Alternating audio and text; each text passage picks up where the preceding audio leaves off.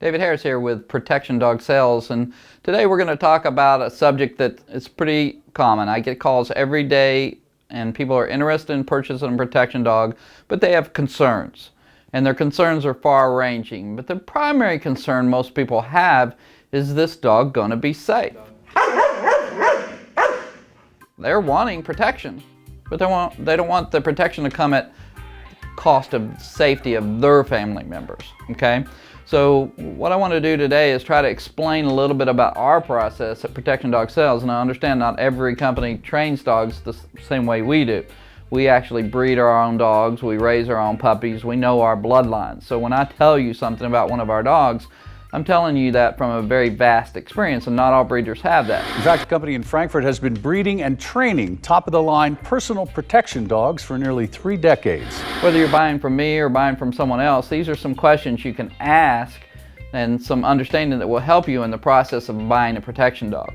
One of the things that is different about us is that we're raising personal protection dogs. We're not raising police dogs or military dogs. So what we're required from these dogs is totally different.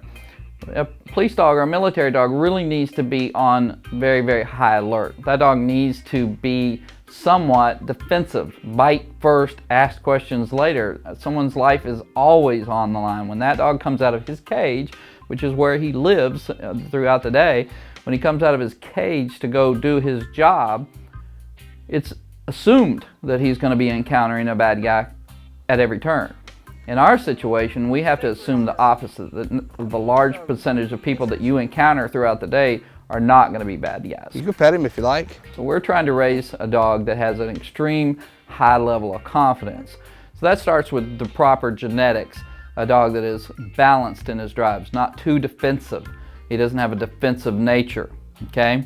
And there's a lot of ways to tell that when you're looking at a dog, whether his aggression is coming from fear or coming from confidence. If a dog's aggression is coming from fear, it's going to be unpredictable. No different than with a person. If a person is fearful, they tend to overreact, okay? If a dog is fearful, they tend to overreact. So we do not use, and I don't recommend that you buy a dog for personal protection, for home use with your children, a dog that's had military or police dog type training. It's just going to make the dog too reactive, too quick to react, too fearful, and make bad decisions, okay? So our dogs are very confident dogs. When you see our dogs fighting, you're going to see that the dogs are fighting, they're having a good time. They're really just sparring. If you can imagine Chuck Norris out sparring with his buddies, he's learning all the moves he needs to be a world champion martial artist, but it's not fundamentally changing his character. His temperament is that of a confident person, a happy, fun, easygoing person, and not overreactive. So when you think of Chuck Norris, who is a well-known martial artist, you can imagine this scenario. Chuck is standing, with you, and your long-lost buddy from high school sees you, and he comes running up and he grabs you in a big bear hug. Chuck Norris sees this encounter and he doesn't overreact. He can tell this is not a threat. If he saw 2 children roughhousing and playing, Chuck Norris would not overreact. So when you think about a personal protection dog, just substitute the image of Chuck Norris, and what would Chuck do? A well-raised, confident personal protection dog is not going to overreact to everyday situations. He's going to have much, much longer fuse and much, much more confidence. So those are, some really important things to think about when you're looking at personal protection dogs. And once again, a personal protection dog is not a guard dog. A guard dog is a dog that lives in a pen. He doesn't live in a home. A personal protection dog lives in a home. He goes with you when you take the kids to school. He goes with you when you go shopping. He goes with you because he can't protect you if he's not with you. So a guard dog lives in an enclosed area and guards that area. It doesn't have to have a very high level of obedience. It doesn't have to have house manners. It doesn't have to be good with cats and little kids.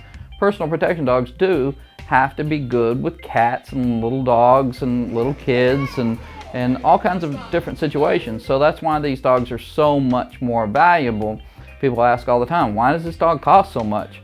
There's a tremendous amount of work, and it all starts with good genetics in developing a personal protection dog versus a guard dog, okay? So perimeter dogs, guard dogs, military dogs, police dogs, those are all different. Another type of dog that is often sold as a personal protection dog is a ex-sport dog. The common term used to be Schützen. That means protection dog in German.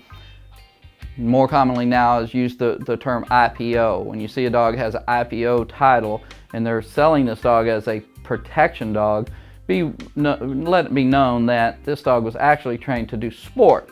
So a sport dog compared to a personal protection dog is like comparing someone who can shoot traps, you know, where it's just a competition. They throw the target up and someone shoots it and you get points, versus someone who can actually hunt, okay?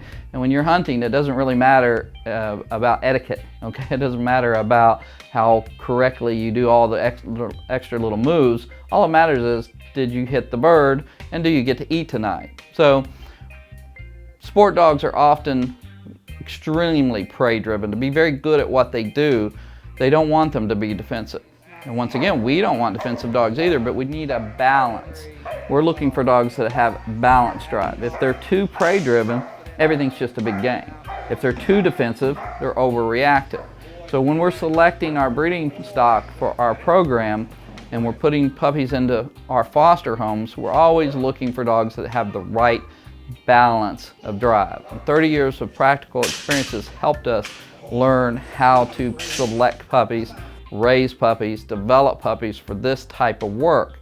It all boils down to obedience. The protection part, that's not the hard part. These dogs are bred for that kind of work.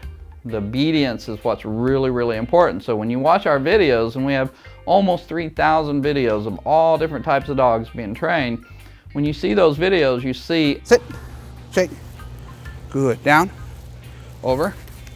Very consistent theme: obedience, obedience, obedience. Because dogs can make mistakes.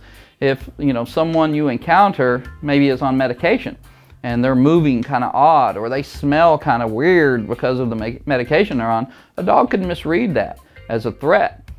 That's where your obedience comes in. We have all kinds of situations that will pop up and the dog could react, but obedience would stop it instantly, okay? So give us a call at Protection Dog Sales.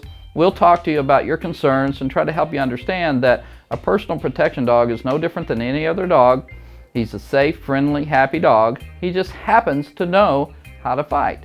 And it's not unreasonable to understand that if you're expecting a dog to protect you, that he's had practice. Without practice, it's really not fair to put him in a situation where he wants to protect you, but he doesn't know how. So that's some more information about personal protection dogs. I hope you enjoyed it. Give us a call. Look at our website. It's phenomenal. Our YouTube channel. Tons of great information. Look forward to talking to you.